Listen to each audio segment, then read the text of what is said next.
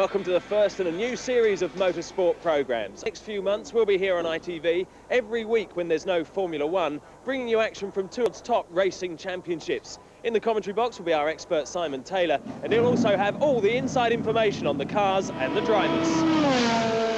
This is the hot seat for many of tomorrow's F1 stars, Formula 3000. We'll be doing their series later in the programme. But this week we're concentrating on round one of the Fia GT Championship. And that promises to be our championship. And that promises to be a storming series.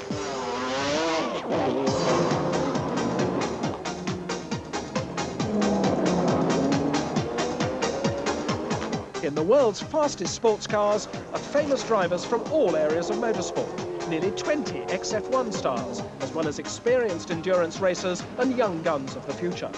But it's the cars that are the stars in this series. If you've $1 million to spare, you can take your pick of race-prepared supercars that have F1 power and speed. The cars everybody likes. I think the dream cars, any kid and any man from 7 to 77 love this type of cars. You don't see them very often in the street. Someone sometimes parks in front of big hotels, but here they're there, you can see them, and I think they're very exciting for everyone. Most spectacular of all is the Mercedes CLK, built just days before the first round. I think it's a nice looking car, it has got great potential. It's definitely not a race winner yet. We won the first race already. It took time. It took place in the winter time. It was really tough working between 6th of December and Friday before Easter when the car ran first. So I think this was for us a big satisfaction.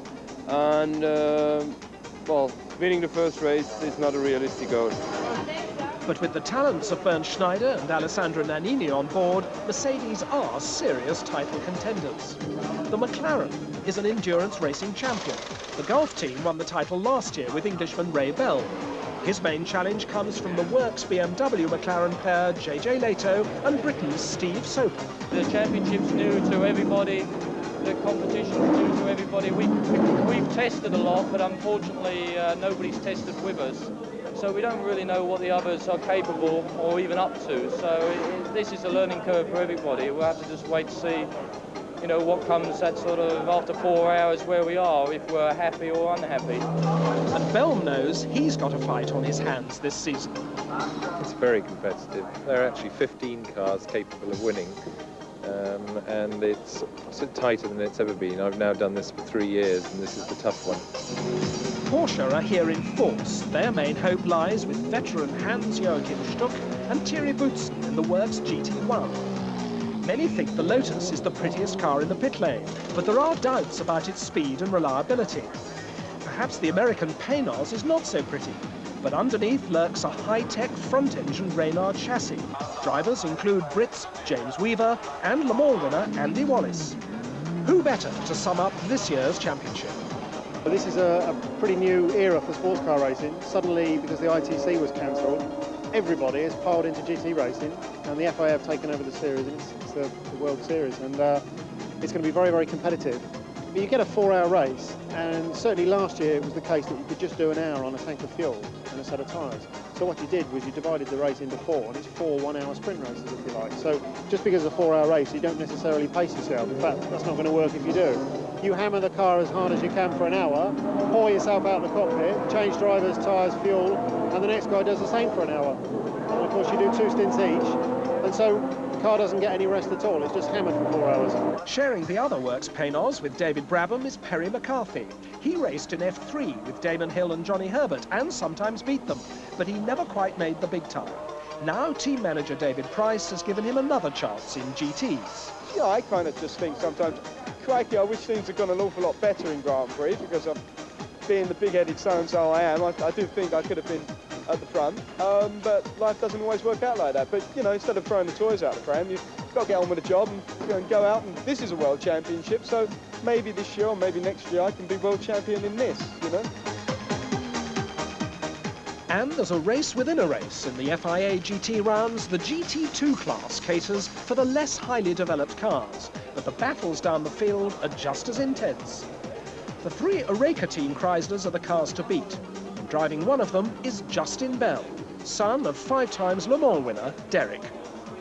Essentially, if you like, it's the natural spirit of GT racing. I mean, it's where it all started. The Porsche 911s and the Vipers have been on board since the beginning. And last year we were in GT1. We're now a GT2 car. It's actually what the car was designed for, and if anything, they conform far more tightly to the road car specifications. Whilst GT1 is obviously on its own career path, and looking at the grids here, it's probably the most sensational racing in sports cars we've seen for about 6 or 8 years. GT2's got its place, but it's going to be tough racing. The difference in speed between the two GT classes was immediately obvious in practice. A GT1 McLaren leaves even the fastest Vipers trailing. Obviously, lapping those slower cars can cause problems, but that's part of a challenge of endurance racing. And in qualifying, not surprisingly, the McLarens were extremely quick. The number 2 Golf car, driven by Jean-Marc Gounon and Pierre-Henri Raffinal, third fastest. Second quickest was the Works BMW of JJ Leto and Steve Soper. But the big surprise was the immediate impact of Mercedes. This amazing machine only completed days before the event, yet Bernd Schneider took it round a second clear of the rest to win pole position. Preparations were nowhere near as smooth for the Dave Price Panoz team. They took the morning warm-up on race day a bit too literally. This blaze meant McCarthy and Brabham would spend their day watching from the pit wall. So it's Schneider in the Mercedes on pole, Leto alongside, ready for what should be a fascinating first round. 45 cars lined up for the start. That's Justin Bell's teammate Tommy Archer getting comfortable in the Viper. They should be the favourites in the GT2 class, fastest in practice, and their main threat probably from the other 2 Oreca Vipers. Well, it's a long race, 4 hours ahead of them, and the cars setting off now on their warm-up lap. Stay with us for the start in just a couple of minutes.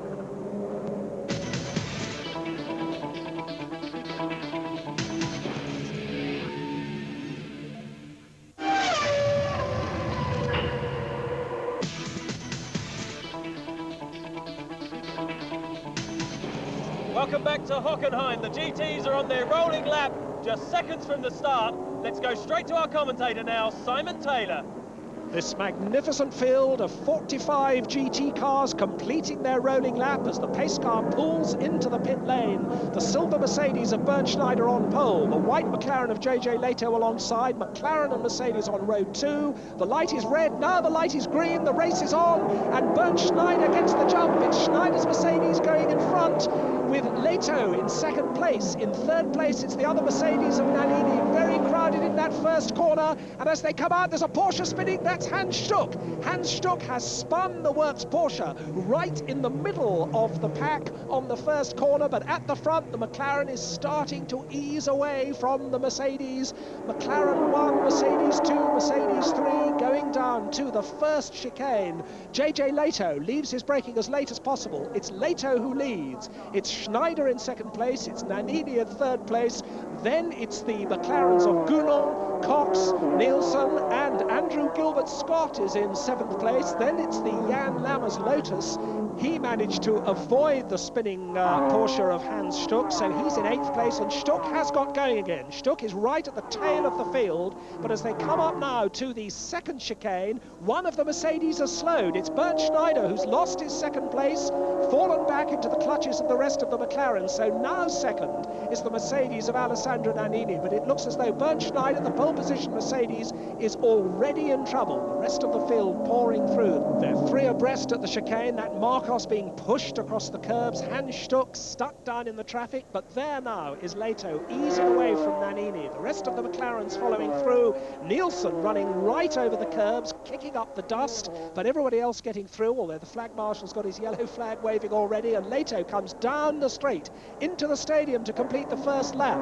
It's Leto, Nannini, Gounon, Cox, Nielsen, then Gilbert-Scott, the 2 bright yellow Lotuses, you can't miss them, and the rest of the field 3 abreast. There's the Panoz spouting flame, but that Mercedes of Bernd Schneider has slipped back and back and back. I think he must be on his way to the pits. McLaren's at the moment dominating the front of the race, but Alessandro Nannini in the one remaining healthy Mercedes. There's the unhealthy Mercedes creeping, I'm sure, back to the pits. A little bit of smoke from the back, I think. Something's getting very hot inside there. and the rest of the little GT2 Porsches clambering all over the Mercedes. The Mercedes trying to get across to the pit lane, and there was too much traffic for Bernd Schneider to do so, but he is now in the pit lane, and the front wheels are locking. As we ride now with Hans Stuck, this is the start, a replay of Hans Stuck going into the first corner, and Andrew Gilbert-Scott's car in front, he hit it, Stuck hit it, the car goes round, the front bonnet almost comes off, but he does a complete 360 degrees restart. I would think that somebody must have tapped Stuck behind just after he tapped Andrew Gilbert-Scott. No damage to Gilbert-Scott, but Stuck has done this very slow lap. He's now in the pits, there he is, with the front body being replaced, and that is a terrible start to a 4-hour race for Hans Stuck. He's very quick, he got a little bit too excited on the first corner, and now he's going to be right at the back of the field. He restarts, the car goes out of the pits, but Hans Stuck is now last, and there is the Mercedes, and you could see as it came in that the front wheels were locked. Wurz and Bernd Schneider, little glimpse of them talking then over the cockpit. It looks pretty leisurely, and whatever the problem with that car is, it looked like locking front brakes. That is obviously going to drop them right out of the order. But it's a long, long race. We've had a lot of incident already, and that's Vito Rössler's GT2 Porsche. That hasn't lasted very long. He looks as though he's an early retirement. Bernd Schneider there, out of the pole position Mercedes as the mechanics crawl all over it. And there is the dramatic front-engined Panoz with Andy Wallace at the wheel, following the little Italian Lotus of Mimo Schiattarella, dicing over 14th place. But that front-engine Panoz, you can't miss its unusual profile. You also can't miss its thunderous V8 exhaust note. 3 Vipers in line astern, 1, 2 and 3 in the GT2 class. Tommy Archer, the American, is leading. Olivier Beretta and Jarno Nurminen, his teammates. But under pressure is Nurminen now, because there's a GT2 Porsche on his tail. There's another GT2 Porsche in all sorts of trouble, an expensive engine blow-up, I should think, for him, as the 3 Vipers come by. And there is the Uwe Altzen Porsche attacking Nurminen and actually going through. The black Chevrolet Corvette follows with another of the 2 GT2 Porsches, and meanwhile this is all the traffic that JJ Leto has to work his way through. He's coming up to lap the Marcos now, and another man who's got a lot of traffic to contend with is Hans Stuck. After that disastrous start, he's got his new bonnet, he's working his way up. In fact, he's now up with that GT2 battle, he's up with the Vipers, and leaves his braking late enough into the chicane to go past Uwe Altzen and make up another place. And in the pits, one of the Lotuses, that's Fabien Giroir. Early engine problems apparently for the V8 Lotus, another rather untried car, and it's stationary still in the pits, although teammate Jan Lammers is still out there and doing well. Yellow flags waving, a GT2 Porsche just recovering from a spin, and look at Nannini weaving his way through the traffic in that wonderful looking silver Mercedes. Tremendously potent looking car indeed. Remember, it's absolutely brand new. They've had virtually no testing. They've really only just got that car screwed together. And Nannini must be very pleased that although his teammate has had problems, he's still there in second place. Behind the string of McLarens, Collard and Bouchou battling for 7th place in their GT1 Porsches. Jan Lammers is in 9th spot, but Jan Lammers is in the pits now.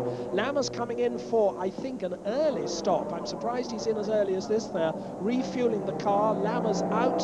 Fellow Dutchman Mike Hetsemans in. And JJ Leto, the leader, has now caught up with the flying Hans Stuck, both of them headlights blazing. Stuck, of course, making up time after having restarted at the back of the field. JJ Leto has led this race right from the beginning. And now we've got, for the first time this year, a gauge of the performance differential between the latest McLaren and the GT1 Porsche. Stuck certainly doesn't want to make it easy for JJ Leto. They're coming down the straight, getting up to 200 miles an hour, and the McLaren pulls out of the slipstream, leaves his braking late and goes ahead. So the leader laps Hans Stuck, but Stuck is going to try and hang on, because if he can follow the leader through, he's trying to get up through the field after his earlier delay, and he could get a good route past the slower cars. They're with one of the Vipers now, and look at JJ Leto ruthlessly goes past the Viper, and so does Hans Stuck. He's tucked in the slipstream of the McLaren, and he, of course, has made up a real place. The car in second place, you see it just behind that wonderful silver Mercedes. Alessandro Nannini still in second place, still JJ Leto the leader, and Hans Stuck fighting up there with them, albeit a lap behind. Andy Wallace and the Panoz follows the Mercedes into the chicane, that wonderful looking Mercedes. And there's Pierre-Henri Raffanel, Jean-Marc Gounon's co-driver. The Gounon McLaren in third place at the moment comes in for its routine stop. Now let's watch this, because the rules this year say that while you're refueling the car, you're not allowed to start working on the wheels and tyres. The wheels and tyres, one mechanic only each side, they're waiting impatiently while in goes the fuel. And you'll see that once the fuel has finished going in, then the two wheel and tyre mechanics can start. They have to do both front and rear each side, and here's our man just starting now because they finished refueling. He does one front wheel off, new wheel on goes the wheel nut, and when he's finished that, he's got to run to the back and get the rear tyre done, and that one off, that one on. Much longer pit stops therefore than we're used to seeing in Formula 1 racing, and it all is part of the emphasis in endurance racing on the pit work. They also have to stop the engine during the pit stop, and they're starting it up again. No, there's a problem on the right rear. They haven't got the right rear finished. He's going to have to turn the engine off again. He does so, the engine off, and they're working on the right rear, and this is bad news for Gounon and Raffanel, because this car was in third place. It's going to be slipping down the order, I think. Now they've got it right. Out of the pits he goes, but he's dropped down to fifth place now. In comes the Mercedes of Alessandro Nannini. Will the fuel rig reach? Looks as though he's parked too far away. Well, the mechanics managed to get the fuel line on now, but that looked like quite a problem for a moment. Nannini talking to his co-driver there, Marcel Thiemann. Now he's coming over to talk to the chief mechanic, telling him what's going on inside that Mercedes. Lots of action in the pits now because we've got Hans Stuck in. They're changing the wheels. Thierry Boutsen climbing aboard. And now there's the leader, JJ Leto, in the pits. Hands over to Steve Soper. It's all going well for Leto. I think that the biggest trouble was to get my Mercedes, in the beginning, and then I just kept my pace, basically. It was a lot of overtaking, and sometimes you lost, sometimes you gained, but I wasn't pushing 100%, we were just sort of trying to save the tires and everything for Steve as well. All that, and he's suffering from chickenpox, poor man. But here is the work going on the Mercedes. They haven't got that Mercedes out of the pits yet. Soper back in the race, still on the same set of tyres. They didn't change tyres on that car. Obviously the tyre wear is well under control. Steve Soper still has the lead. The formerly second place Mercedes of Alessandro Nannini is still in the pits. They're still working on that, and that means we've now got McLaren's 1, 2, 3. Here's one of the Vipers getting it all wrong. That's John Hugenholtz, leaving his braking too late, coming into the stadium, entertaining the 30,000 plus crowd we've got here at Hockenheim today. Meanwhile, headlights blazing coming down the final straight. That's Andrew Gilbert Scott in the second place McLaren. He's sharing with Ray Bellum, and one of the Lotuses going very slowly. The yellow car crawling down the long back straight. That must be Maurizio Sandro Sala's Lotus. Doesn't look at all healthy. And there's a McLaren missing. There it is. That's the Peter Cox third place McLaren. That's the Lotus crawling back to the pits. But Peter Cox's McLaren is parked out on the circuit. There's the leading car passing its teammate. So Peter Cox's car has come to a complete halt. That's one of the major McLarens, one of the BMW Schnitzer-entered McLarens, stopped, but the other one still comfortably leading the race, lapping the other Panoz. So still Steve Soper leading the race, using all the curbs, very, very determined through the back markers. Steve Soper is chopping one of the older privately entered McLarens there, elbowing a GT2 Porsche out of the way, coming through the stadium. But in the pits now, that little Lotus has finally got there, and they're working on Maurizio Sandro Sala's Lotus. But for this first race of the GT series, a lot of people are treating this race pretty much as a test session. Looking very reliable, however, the Vipers still 1 and 2 in GT2.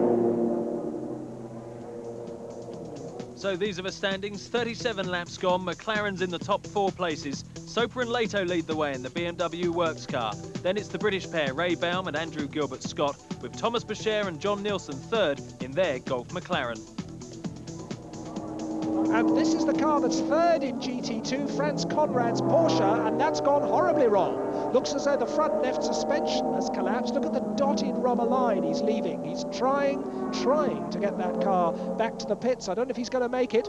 As once more we look at our leader, Steve Soper, in the McLaren that has led this race since JJ Leto took it in front right at the start. And look at that Franz Conrad Porsche trying to make its way back to the pits. Soper coming up to lap the little Italian-entered four-cylinder turbo Lotus. Mimo Schiattarella at the wheel. It's a bit short of steam down the straight, but it's being more reliable than its V8 cousins at the moment as the McLaren goes by. Franz Conrad's got that Porsche back to the pits. They're having a look at the front of the car. Clearly something serious had broken at the front. And Andrew Gilbert-Scott has brought the second-place McLaren in. Ray Bellum is now taking it out again. A brilliant double stint by Gilbert-Scott. I felt I could have gone quicker, but I didn't want to take any risks.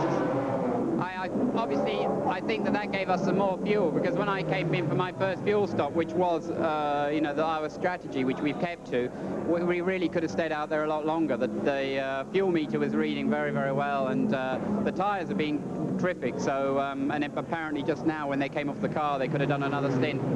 But in that pit stop, the Ray Bellum, Andrew Gilbert-Scott McLaren has dropped to third place behind the Gunnar Raffinel McLaren. There is Ray Bellum with on his tail now the white McLaren, the leader, Steve Soper, coming up in first place to lap the McLaren in third place, and a couple of GT2 Porsches ahead of them, and ahead of them the second-placed car now of Gunnar Raffinel as Steve Soper laps the third-place McLaren as they come down into the chicane. Soper so quick through these back markers, absolutely relentless. You'll see him just, I'm sure, shovel those two little Porsches out of the way, and past he does indeed go. Ray Bellum follows him through, and there at the front, the Gunnar Raffinel second-placed McLaren, and then their headlights blazing, the leader Steve Soper and the third-placed man Ray Bellum. Ray Bellum, the reigning GT champion, he won the title last year. Classes himself as an amateur driver, wealthy amateur driver. He says he doesn't take his training very seriously. His way of training for a long race is to eat a little more chocolate cake. Steve Soper, by contrast, the supreme professional. He's been winning races in touring cars and in GT cars all over the world for a long time now. And this is him really settling into the groove with JJ Leto. Very neat, very tidy, very quick, very ruthless with those back markers, and always consistent is Steve Soper. JJ Leto, no doubt, plotting his progress from the pits. Soper will be bringing that car in before too long to hand over. By contrast to the McLaren whitewash, it hasn't been a good day for those two new Mercedes, both of them still in the pits. Let's hear from Dave Beckett down in the pits and Alex Wurz. It was also the problem in the warm-up. We had the same problem, but it was too less time for the mechanics to change it, because it was the master cylinder was inside damaged. Unfortunately, because the car was on pole position, and the lap times they do now in the race was not a problem for us, even with fuel, with maximum fuel. The other car had a problem on starting, because the starter went too hot, because we had no time to the whole race distance. And, the car was built up the last few days brand new, and the starter didn't start, so that was the problem of the other car. And Ray Bellum is not in third place. There's Ray Bellum, he's out of the race and back in the pits. We changed over. Suddenly a slight graunching noise came in under braking, and 4 corners later, the studs broke off the front left wheel. Gave me a bit of a moment, but it's a pity, because I think we would have run into a podium there. Rotten luck for Ray Bellum, but with 2 McLarens out, still these 2 McLarens in the lead. The Raffinel car just ahead of the leading Soper car, because Steve Soper about to lap Pierre-Henri Raffinel and be a lap ahead of the whole field, and there's a Porsche going off in front of them. The Porsche crashing into the barriers, comes back onto the road, oh, so nearly collects the first and second place McLarens. Miraculously, they just managed to miss the car, which has come to a halt half on the track and half off it. That was a terrifying moment. And we've got a Mercedes back in the race. They've got the Nannini car out again, and they've put Bernd Schneider in it, because Bernd Schneider, very much the Mercedes #1, has been nominated for both cars. And while one of the Mercedes is still left in the pits, this one is out in the race once more. Long, long way behind, but still running very quickly, running ahead of Emmanuel Collard in the red and white GT1 Porsche, twitching through the corner onto the start-finish straight. So at least some laps getting under the belt of the Mercedes team, even though they're completely out of the running here at Hockenheim. And there is the GT2 Porsche of Luca Riccitelli, which is still stationary, very badly damaged, and they haven't been able to move it yet. And in the pits is the leader, Steve Soper in the pits. He's out of the car, JJ Lehto's in the car, and the leading McLaren, with JJ Lehto back in the cockpit, goes back out into the race and back into the lead.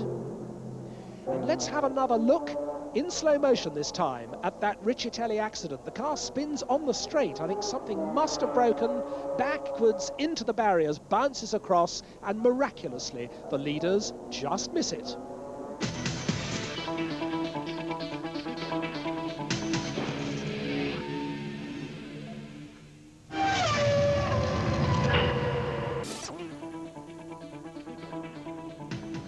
Welcome back to Hockenheim and the first round of the FIA GT Championship. Let's waste no time in rejoining Simon in the commentary box. More problems for one of the Lotuses. This is the Giroud de la Trace Lotus. The marshal is there with the fire extinguisher, but it doesn't look fiery. I think the car has just stopped. And there's the Andy Wallace Panoz still going well. He's running in 10th place in that front-engine car. Much better than expected. It's very new, just like the Mercedes. And that wonderful grumbling exhaust note, the flames coming from the exhaust pipes, very distinctive. If they can get this Reynard designed car through to the finish of the race, then team boss David Price will be really happy. There's the third place McLaren, the Thomas Peugeot John Nielsen car. Still a McLaren 1-2-3, Lehto and Soper in the lead, Gounon Raffanel in second place. In fourth place, the first of the GT1 Porsches, that's Martini and Pescatori. And amazingly, Hans Stuck and Thierry Boutsen have come up through the field, now into fifth place. Remember, they were dead last at the end of the first lap after that mistake by Hans Stuck at the very first corner. The Vipers still leading GT2, Beretta and Gash ahead of Justin Bell and Archer. And somebody's gone off. That's the first corner. There's a huge cloud of dust there. Somebody in the barriers down at the first corner. It's the Panoz. That is the Panoz. Andy Wallace is off at the first corner. He's got the door open. I think he must be out of the car already as the marshals run to his aid. That's a tremendous shame, because that Panoz had been doing an excellent job. Here's a replay as the car plows straight on over the gravel, which does a pretty good job of slowing it down, but that car is in the barriers. That looks as though that's the end of Andy Wallace's race. They're dragging the car away behind the tractor, with Andy Wallace disconsolately walking along behind it. The car doesn't actually look that damaged, but watching it live and looking pretty glum about it, the Panoz team in the pits. There's Perry McCarthy, who non-started this race. His car caught fire this morning, and his expression says it all. So that's Andy Wallace out, and there is the leading Viper, the leading GT2 Viper of Beretta and Gash. And Andy Wallace has got the Panoz going. They're waiting for him in the pits somehow. He's got the car restarted, and Dave Price's crew are waiting. Here he is. The car looks almost undamaged.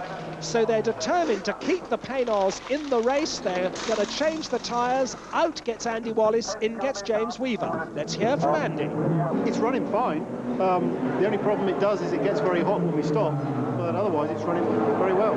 Considering everything that's happened this weekend, if we can get it to the finish, we'll be pretty happy. Well, a long, hard race for the Panoz guys, but they are still in the race. And also still in the race is the Conrad Porsche. This was the one, you remember, that had the front left-hand suspension collapse. It had a long pit stop. They've rebuilt all of that. It's now back in the race, driven by the team's number 3, Philip Pater. Thomas Bashir now in that McLaren, that Gulf McLaren. That's the John Nielsen third-place car. And Thomas Bashir, the wealthy German banker, not going as quickly as co-driver Nielsen was. They are still in third place. They're just being lapped once more by Steve Soper. They've just been unlapped by the red and white GT1 Porsche with its winker going. That's Emmanuel Collard. And I think John Nielsen will be concerned that Thomas Boucher is not keeping up his pace. There's Bernd Schneider in the only Mercedes still running. He's pressing on, still very quick, still a long way behind. And Yannick Dalmas off in the 6th place GT1 Porsche. They have to be pretty tough, these cars. He's just driven over the curbs and got back into the race. The Beretta Gash Viper there having a pit stop. No fresh tyres, it seems. There's Justin Bell in the other Viper, still second behind Beretta and Gash in GT2. And the Collard GT1 is off. Jürgen von Gartzen's just taken that car over. He's spun coming into the stadium. Oh, he's found reverse gear. That's an unusual thing to see in these GT1 cars. He's trying to reverse all the way round the gravel trap, but somehow he's going to have to try and get on the track, and I don't quite know how he's going to do it from there. Oh, he's found forward motion, bit of wheel spin. Over the grass he goes. Jürgen von Gartzen and Emmanuel Collard had this car up in 8th place. He's going to want to get back into the race as quickly as he can. He could well have damaged the undertray on the grass. And there's a McLaren coming. That's the 2nd place Raphael Gunon car. He's got a very slow moving Jürgen von Gartzen right in front of him, blocking him. Right winker going. Von Gartzen moves across and the Raphael Gunon McLaren manages to get by. But the fastest Porsche on the track is still the Hans Stuck Thierry Boutsen car. That's right, a superb fight back by Hans Stuck and Thierry Boutsen in the Works Porsche. They were last after lap 1, but they've fought through to 4th place. Still though, Leto and Soper are way ahead. They've lapped everyone except Gunon and Raphael in 2nd place.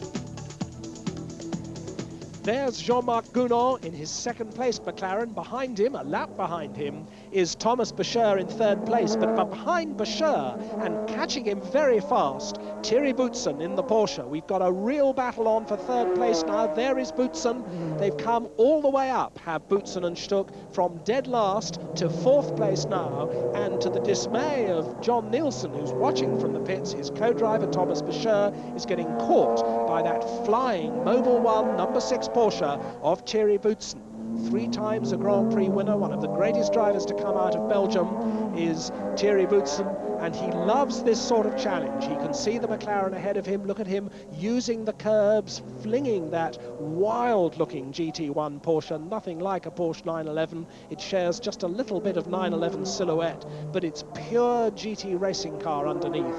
And Thierry Boutsen, just like Hans Stuck, getting absolutely the best out of it. Headlights on for both of them, and Boucher doing everything he can, but the Porsche is right under his rear wing now, getting into the slipstream. Boutsen's going to pull out and try and get by any minute, surely. Yes, he does, but Boucher shuts the door on him. Boucher just moves across. Boutsen tries to get the other side. And now as they come up into the chicane, Boutsen cannot get in front. Boucher shuts the door for the 2nd time. Thomas Boucher absolutely determined to shut Thierry Boutsen out. Thierry Boutsen isn't going to like that. He's going to get a run on him, surely now. Yes, now he gets on the inside. Can he stay there as they go flat out down that slight right-hand curve that leads into the 2nd chicane? Boutsen has the inside line. They're wheel to wheel, and Boutsen is ahead. Thierry Boutsen takes 3rd place. The battle's going on all the way down. You wouldn't think this was an endurance race. It's a flat-out battle around Hockenheim. And now McLaren's no longer have the top 3 positions, because into 3rd place has become the Porsche. There is the leading McLaren, however, still there, well clear of everybody else. I say well clear, but in fact Steve Soper's lead is only 1 minute at the moment. Steve still matching JJ Leto's lap times, very quick, very consistent, but if you're only 60 seconds ahead, it only takes a tiny problem in a pit stop to throw all that away. And we've got the class-leading Viper, the GT2 leading Viper of Beretta Gash, back in the pits. They were stopped not long ago, but apparently they didn't get enough fuel in the car, so it's had to come in again, and that should allow Justin Bell and Tommy Archer to get back into the lead of GT2. And there's James Weaver in the Panoz, pressing on after all their delays. They're still going, and in fact they're in 10th place, a distant 10th place. Who's that going off? That's the Conrad Alson Porsche into the barriers. What a shame. They've had so many problems in this race. They've completely rebuilt the front suspension, but they're going to have to rebuild it again. It's buried in the barriers at the start of the start-finish straight. Now the leader's in. This is the final pit stop, the final routine pit stop anyway, for the leading McLaren. Steve Soper gets out, JJ Leto gets in, and as they clean the screen and they change the tyres, so Steve Soper gets the door shut, he walks away. That's the end of his day's work. He's just got to sit and watch and see if JJ Leto can bring that car home at the end of a long day and see if they can hold on to that lead. Everything is behaving itself perfectly, which is a little bit worrying when everything's too good. You're in the difficult position now of watching JJ drive out the rest of the race. Yeah, no, I have confidence in him. He knows how to finish a race, so we have a good advantage. Let's just hope we just cruise to the end. Well, they cruise on. That final routine stop went well. There is JJ Leto at the head of the field still. The Mercedes is following, still going quickly, but so far behind. And meanwhile, Thomas Boucher is out, and a furious John Nielsen gets in. He thinks much too much time has been wasted. They've lost their third place. He wants to get that car back on the podium out of the pit lane. And that's Hans Stuck. Now, Hans Stuck knows that the battle is on to hold that third place. There's Stuck, who is still third, waiting for Thierry Boutsen to come in. And if they can make a quick stop now, they may be able to hang on to that third place. But John Nielsen is rocketing on in the fourth place McLaren. Hans Stuck then, waiting to take over this car, Thierry Boutsen at the wheel. Thierry Boutsen on his way back to the pits, followed by the Panoz of James Weaver. And we've got two Mercedes out again, one of them going extremely slowly, but still Mercedes trying to use this race as a further test session. They desperately need more miles. Alex Wurz has come out in the pole position car. Alessandro Nannini getting some driving in. In fact, I don't think that Mercedes is going to carry on much longer, but they are determined to get some more miles. There's the Panoz, never mistake it. And into the pits now, Justin Bell and Tommy Archer. Out comes Justin Bell. I'm told that there's a penalty for that car. Apparently Justin Bell has been speeding in the pit lane. They've brought the car in for a 10-second penalty, and they've decided to change drivers as they do so. That's lost them the class lead. I didn't really want to get out, but it was a good moment for me to come and do it. I had the penalty, I had to come in. So, I mean, it's good. He'll run it to the end of the race now. Encouraging signs for the first meeting anyway. I mean, touch wood, both cars will sort of make it to the finish. We can get a 1-2, that's what I'd like. And here's the third place Porsche coming into the pits. Thierry Boutsen brings that Porsche in. Hans Stuck is waiting to take it out again. And John Nielsen's gone through. John Nielsen goes down the start-finish straight over the start-finish line. It's McLaren 1-2-3 once more. And as they come down the long straight into the stadium section, the headlights blazing show us that there are the two Golf McLarens in second and third place. This is Jean-Marc Gounon in slow motion, the centre-seated McLaren. The road version actually has two passenger seats with the driver sitting in the middle. But of course, these racers running over the curbs, working hard. Just see his hand going down to the gear change there. They're completely stripped inside. Very rapid machines indeed. There's the Beretta Gash Viper back in the GT2 lead after Justin Bell's penalty, but the Bell Archer Viper still in second place. These Vipers use a V10 engine of almost 8 litres, actually based on a truck engine. It's a pretty simple, straightforward machine, but very rapid itself. And a Mercedes pit stop now. They may be a long way behind, but this is all part of the development. They're going to try and make this pit stop as quick as they can. Marcel Thiemann out, Alessandro Nannini in. We're in the closing stages now, but Hans Stuck still hasn't given up. He's pushing hard in that fourth place Porsche, still in pursuit of John Nielsen.